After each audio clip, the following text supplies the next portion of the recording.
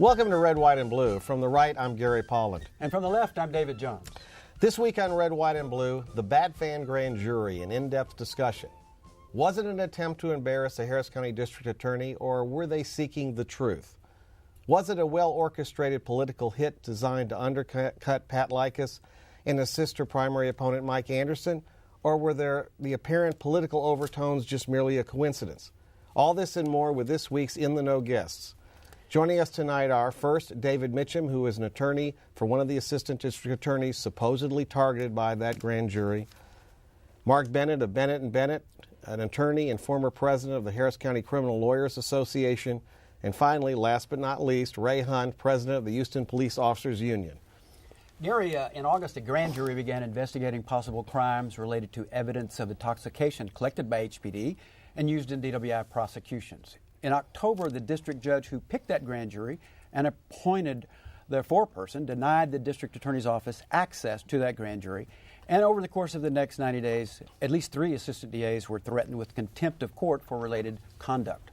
Also in October, the same district judge then disqualified the district attorney and appointed special prosecutors to assist the grand jury, one of whose prosecutors appointed was a known opponent to District Attorney Likas.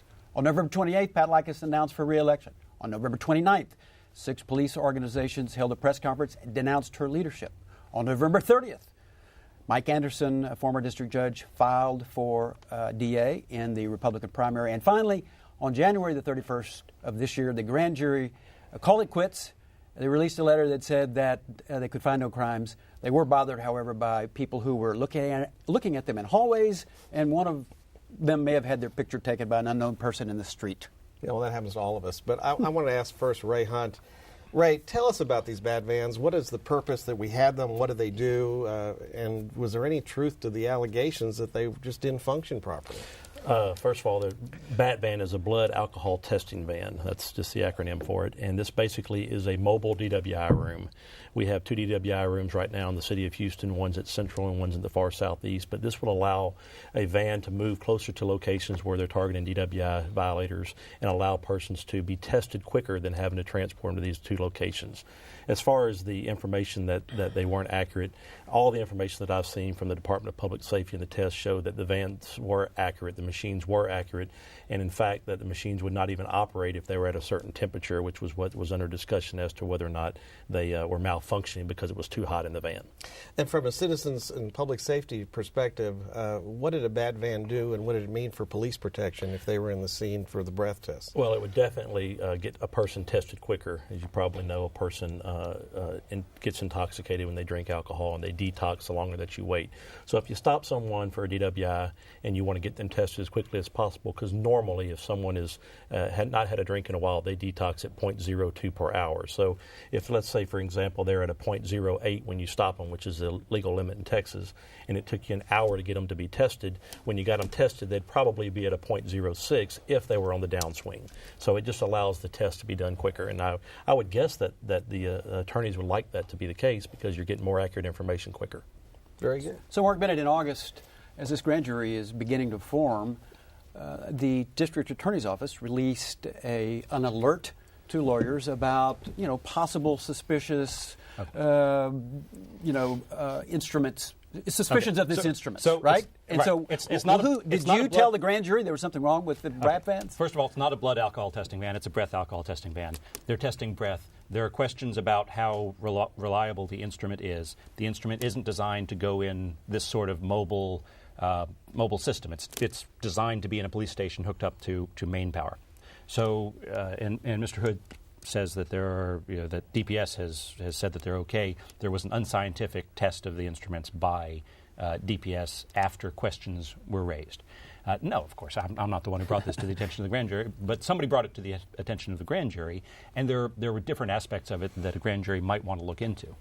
For example, did the DA's office do something wrong by not notifying the defense bar earlier about possible problems with the BAT vans? And the problems were brought to the attention of, when did the DA's office know about the problems? Because the problems were raised by Amanda Culberson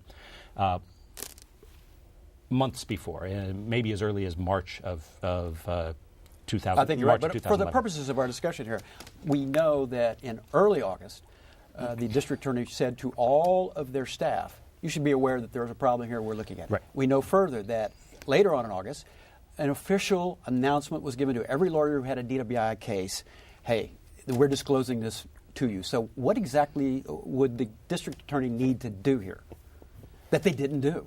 Well, to have notified the defense bar as soon as they knew that there was a problem, because this would be Brady information. This would be something that's potentially exculpatory, and the DA's office has an obligation to tell the defense bar when there's something that may be exculpatory in the case. So that might have been one of the questions that the grand jury wanted to look into, was who knew what when, and who did they tell?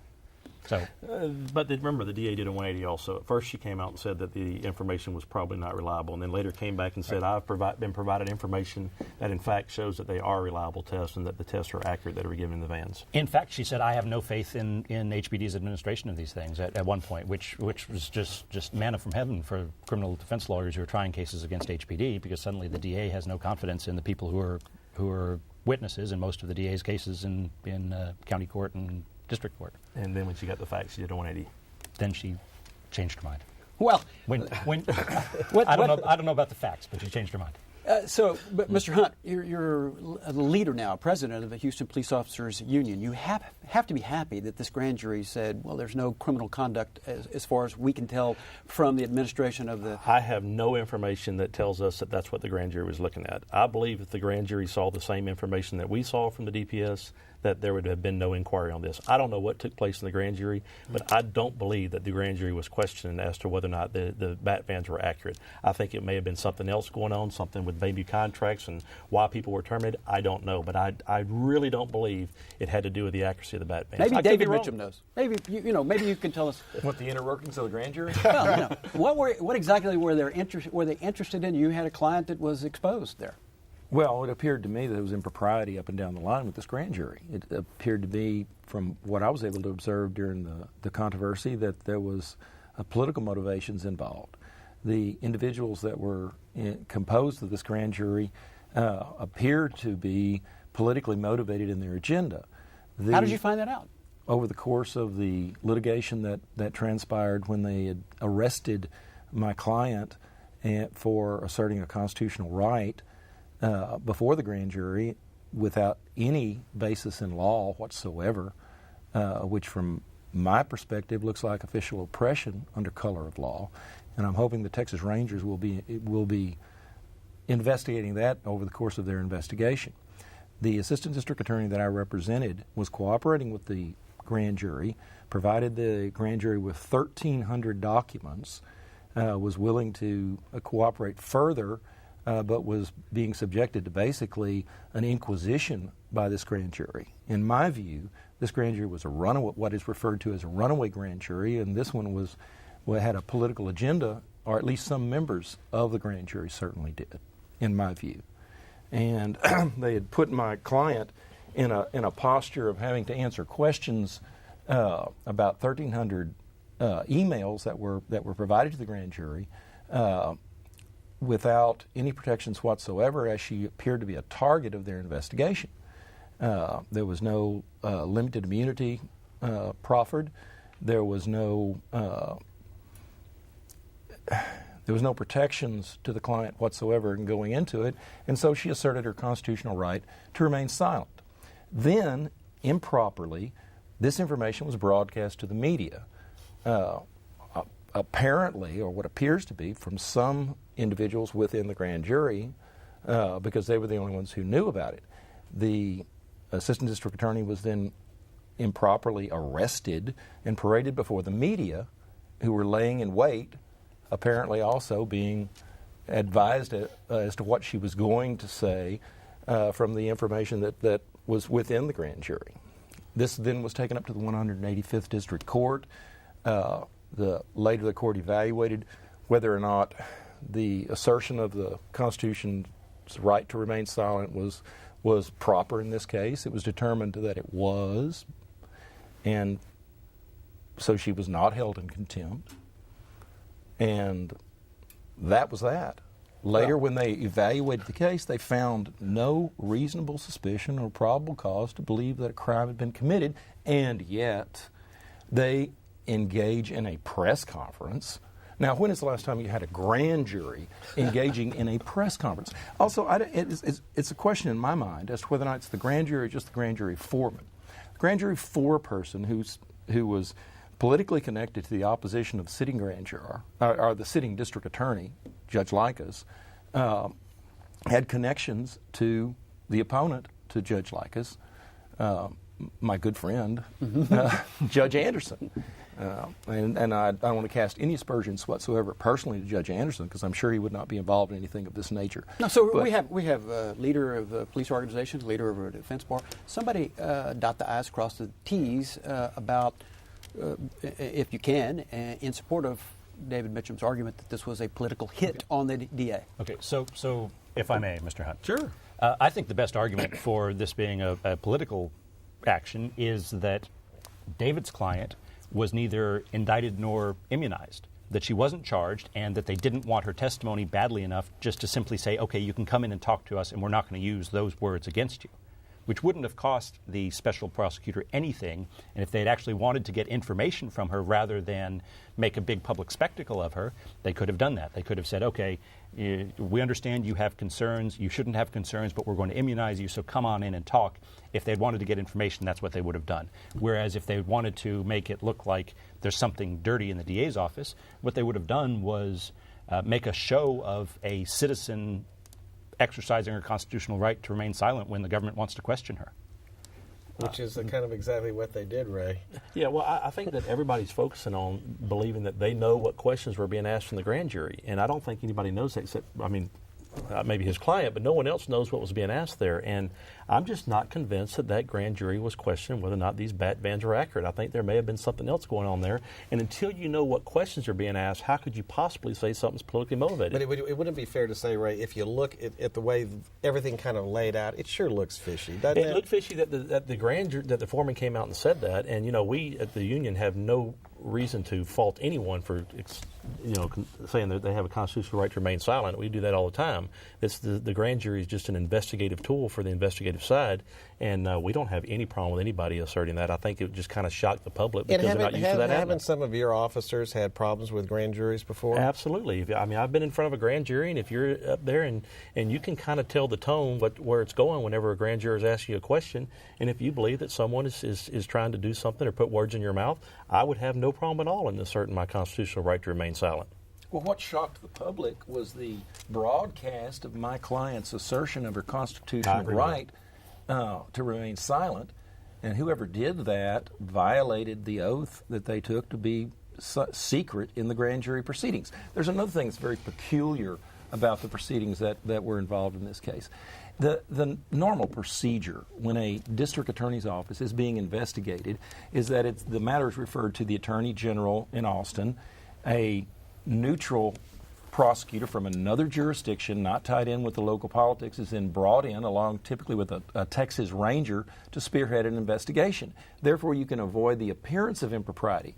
For reasons that mystify me, these procedures were not utilized in this case. Instead, the local attorneys that were involved with the personalities that are in the upcoming district attorney's race were engaged as special prosecutors. And again, by going with this procedure, you create an appearance of impropriety, which at least the foreperson of the grand jury in this particular case seemed to care not a whit about. That this appearance of impropriety was being broadcast to the public. What evidence do you have, or suspicions do you have, that the grand jury foreman was in league with the judge who selected her? Do you have any? As in consulting with, what do we do next, judge? That sort of thing. I'm not suggesting that she had any kind of conspiracy with the judge that selected her. There were commissioners that selected the grand jury along with the judge. And I'm not suggesting that the judge had anything to do with this. Well, this looks like a runaway grand jury to me. To all three of you, members of the district attorney staff say that the judge's husband, who used to work for Pat Likas, was one of the witnesses before the grand jury, which alerted them to maybe disqualify the district attorney's office from being present. If that happens, that's strange. Judges are supposed to avoid the appearance of impropriety. And when a political opponent of the district attorney, someone who stood up in favor of the sitting district attorney's primary opponent in the last election, Who was Kelly Siegler? the primary opponent was Kelly Siegler. So when a supporter of Kelly Siegler, a vocal supporter of Kelly Siegler, is appointed to be the special prosecutor, there's that appearance of impropriety. And it's an appearance that could have been avoided. I don't think anybody is going to say, oh, well, So you think because the judge didn't avoid the appearance of impropriety, she's dirty. But the appearance could have been avoided. And if the appearance had been avoided, things might have been less. There might have been there would have been fewer questions about the politicization of this particular grand jury. But your prosecution pool may be very shallow whenever you're looking at the number of prosecutors that didn't have some type of tie to the opponents, because most of them didn't support Judge Likas. Which is why you go outside the locale in order to bring in a special prosecutor. So why do we think that wasn't done? Is this just that they didn't think, or they didn't see the 4 steps going forward of how bad it would look as you sit here today? Because, I mean, we all have to be honest. If you look at it from the outside, you ask yourself, how could you have done this? How could you do things that look like you were biased and prejudiced? You appear to be as mystified as I. You don't appear to be mystified. I have my suspicions, but that's all they are. Yeah. Okay, Mr. Hunt. Fortunately, Mr. Hunt. Texas Rangers will be investigating, I assume. You are now the president of the organization that in latter part of November was a participant in the press conference which denounced the DA the day after she filed and the day before Mr. Anderson files. It takes a while to prepare a press conference. So it appears that police organizations were in on this hit as well. Does it not? Yeah, it may appear that way, but it's absolutely untrue. The only reason that we delayed is because Pat Likas asked for a private meeting with me on Sunday before she announced on Monday, and asked me as a favor to wait until she announced. And that's what she asked me in the hallway. So that's why we delayed that. Initially, it was going to take place the Wednesday before Thanksgiving, but we didn't feel that there'd be very much press before everyone's going out of town. So we scheduled it for Monday morning. She found out about it. She scheduled a meeting with us, and I met with her on Sunday, and I told her I'd try to get it delayed until Tuesday, which is what we did. And when did your organization endorse Mike Anderson for office? Several weeks later, if it was at least 2 weeks later, maybe a month later.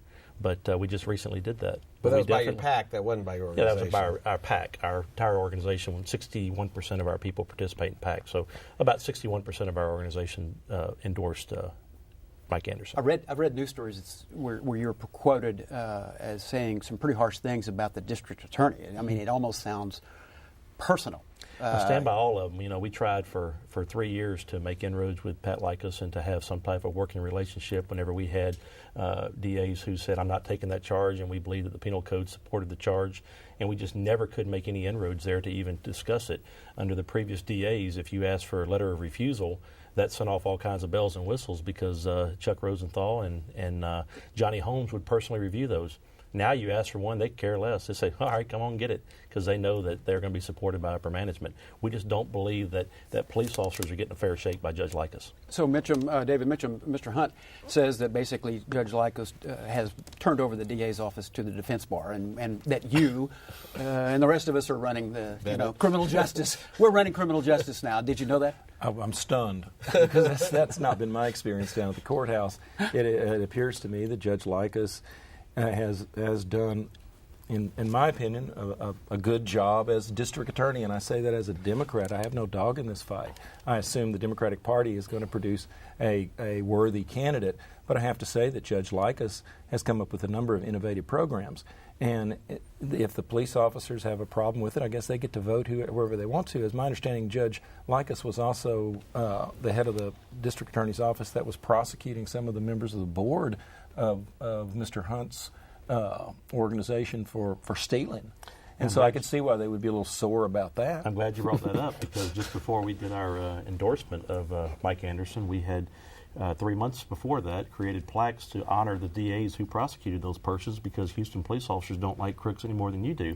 So what we did was we had plaques for them. We're going to present them at a meeting, and they abruptly told us that they couldn't come accept them because they had prior engagements, which we really know that probably means that I'll be fired if I come over there. Well, I do know that if Judge Anderson does get elected, he has no love lost for thieves either. So he was a pretty tough judge whenever he was on the bench. But both Judge Likas and Judge Anderson are both highly qualified to be district attorney, either one of them. They're both extremely well-qualified individuals. So we've talked about it, and we can get into it with some of our time left, the problems with the grand jury system. I mean, you kind of, I'm a lawyer. I mean, lawyers we're all insiders in the system, but a lot of our viewers are out there sitting there. How could this happen? This is supposed to be above all this. That politics appears to have seeped into the grand jury system. That police officers have been treated unfairly by the grand jury, or in this case, the DA's office is unfairly investigated, and the things that happen. So what do we do? Obviously, the present system is not working. I think it's extremely unfortunate, and I hope the Texas Rangers will take a look at it, especially in reference to what happened to my client when an assistant district attorney that's just trying to do her job gets arrested for asserting a constitutional right, which is Oliver North put. These are rights that men have died face down in the mud all over the world in order for us to secure. So do we need to change the system? Do we need to change how they get picked? Do we have too much control? I think we need to take a hard look at this particular grand jury. The grand jury system, by and large, works well in Harris County. This is a runaway grand jury. This is an exception to the type of grand juries that we're used to in Harris County.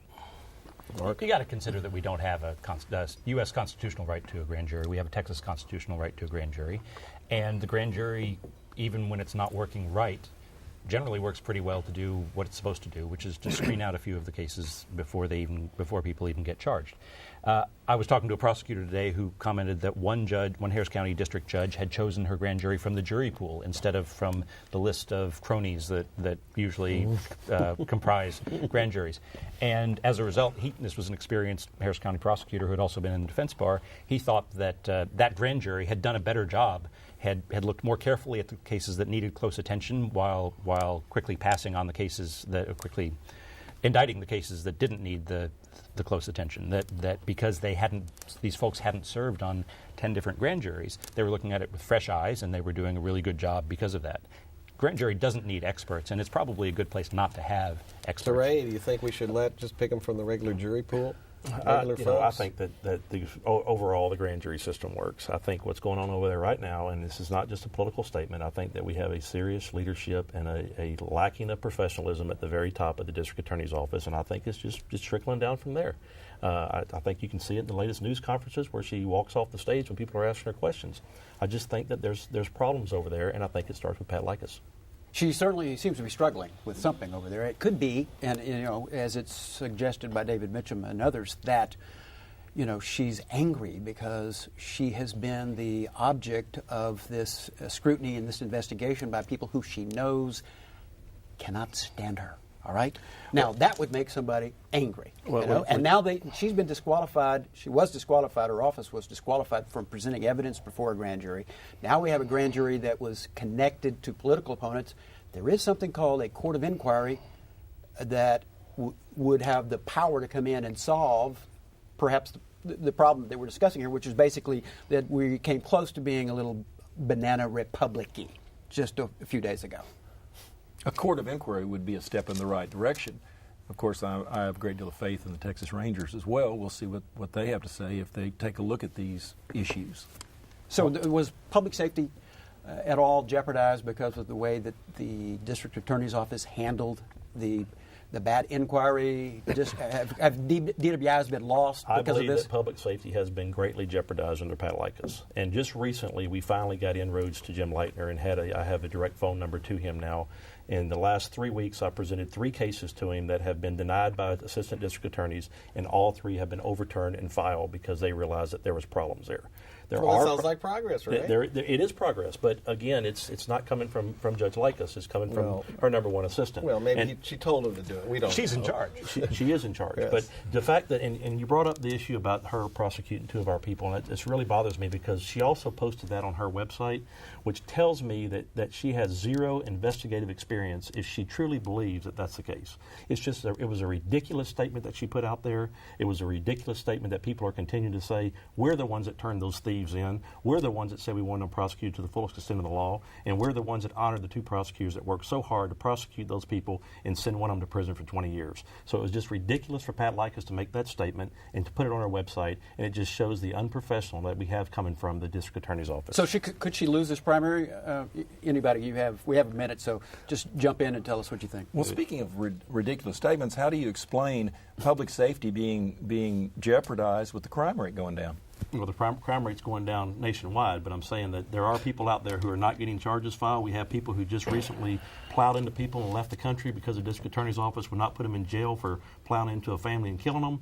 And we have problems over there at the district attorney. And that was when the district attorney was riding with the officer, so she was on the scene. But Ray, of course, Ray could say the reason crime's down is because HPD is doing a fabulous We're doing an outstanding job. Right? job. There are with also 1,500 less officers. There are also plenty of people who are getting charged with crimes who shouldn't be getting charged with crimes. Well, so, that's you know, true, you got to too. take the good with the bad. The political discussion will be a future show. Thanks to all of you. Mitcham, Thank you so Bennett, much. Ray Hunt. We invite you to visit our home online at HoustonPBS.org. Click on the local program bar, Red, White, and Blue. Read about the guests, follow-up discussions, and until next time, get informed and get active.